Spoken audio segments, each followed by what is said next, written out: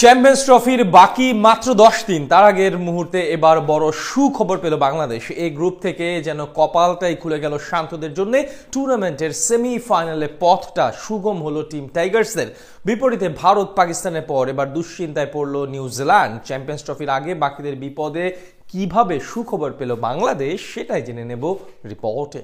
আগামী 19 তারিখ পর্দা উঠবে চ্যাম্পিয়ন্স ট্রফির। বাংলাদেশের প্রথম ম্যাচ অবশ্য তার একদিন পর। দিনের হিসেবে মাত্র 10 দিন বাকি টুর্নামেন্টের। তার ঠিক আগ মুহূর্তে মন ভালো করার মতো সংবাদ পেল টাইগাররা। টুর্নামেন্টের এ গ্রুপে যখন বাকি দলগুলো নির্ঘুম রাত কাটাচ্ছে দুশ্চিন্তায়, সেখানে বাংলাদেশ আছে দুর্দান্ত ছন্দে। তার উপর টাইগার ব্যাটিং অর্ডারের জন্য কাজটা হয়ে গেল ভীষণ সহজ। ভারতের বিপক্ষে আসরে নিজেদের প্রথম ম্যাচে মাঠে নামার আগে স্বস্তি খুঁজে পেল শান্ত বাহিনী। এবারের চ্যাম্পিয়ন্স ট্রফি অনুষ্ঠিত হবে পাকিস্তান ও সংযুক্ত আরব আমিরাতে হাইব্রিড মডেলে। মানে ভারতের ম্যাচগুলো শুধু হবে দুবাই আন্তর্জাতিক ক্রিকেট স্টেডিয়ামে। এদিকে টুর্নামেন্টে বাংলাদেশের গ্রুপে আছে ভারত, স্বাগতিক পাকিস্তানের মতো শক্তিশালী দলের পাশাপাশি নিউজিল্যান্ড, যেখান থেকে কমপক্ষে দুটি ম্যাচ জিততে হবে সুপার ফোরে যাওয়ার জন্য।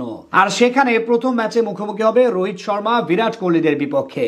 যেই ম্যাচের আগেই সুখবর পেল বাংলাদেশ। এক্ষেত্রে অবশ্য এখন চিন্তায় বাকি তিন দল। আগেই শোনা যাচ্ছে ইনজুরির কারণে 2025 চ্যাম্পিয়ন্স ট্রফির শুরুর ম্যাচগুলো খেলা অনিশ্চিত ভারতের সেরা পেসার জাসপ্রীত বুমরার। এবার তার সঙ্গে ইনজুরি লিস্টে যোগ হয়েছে বাকি দুই দল নিউজিল্যান্ড ও পাকিস্তানের ক্রিকেটারও। শনিবার দুই দলের মধ্যকার ম্যাচে ইনজুরিতে পড়েন পাকিস্তানের তারকা পেসার হারিস রৌফ। পাকিস্তানের বোলিং ইনিংসে নিজের সপ্তম ওভারের দ্বিতীয় বলের পর মাঠ ছাড়েন হারিস। পরে পাকিস্তান ক্রিকেট বোর্ড জানায় তিনি বাম পাশে বুক ও প্যাটের পেশিতে তীব্র ব্যথা অনুভব করেছিলেন। প্রাথমিক পরীক্ষার পর জানা যায় পরীক্ষিত এই fast bowler lower grade side strain এর ইনজুরিতে পড়েছেন। একই সঙ্গে নিশ্চিত করা হয় পাকিস্তানের ইনিংসের সময় তিনি ব্যাট করতে নামবেন না। সাধারণত এসব ইনজুরিতে কমপক্ষে 2 সপ্তাহ বিশ্রামে থাকতে হয়। চ্যাম্পিয়ন্স ট্রফি শুরুর মাত্র 10 দিন আগে এমন এক ইনজুরি নিশ্চিতভাবে পাকিস্তানের জন্য বড় এক ধাক্কা।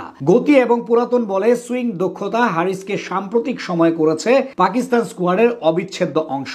তবে লোয়ার গ্রেডের এই ইনজুরির কারণে তার চ্যাম্পিয়ন্স ট্রফি এখন অনেকটা অনিশ্চিত। এদিকে আইসিসির এই ইভেন্ট শুরুর আগে সংযুক্ত আরব আমিরাতে টি-20 লিগে ডেজার্ট ভাইপার্সের হয়ে খেলেছিলেন লকি ফার্গুসন। সেখানে বোলিং এর সময় চোট পান তিনি। চোট কতটা গুরুতর সেটি দেখার জন্য ইতিমধ্যে স্ক্যানও করা হয়েছে। শোনা যাচ্ছে রিপোর্ট খারাপ আসলে টুর্নামেন্টের গ্রুপ পর্বের ম্যাচগুলো মিস করতে পারেন তিনি। এমনকি ছিটকেও যেতে পারেন আসর থেকে।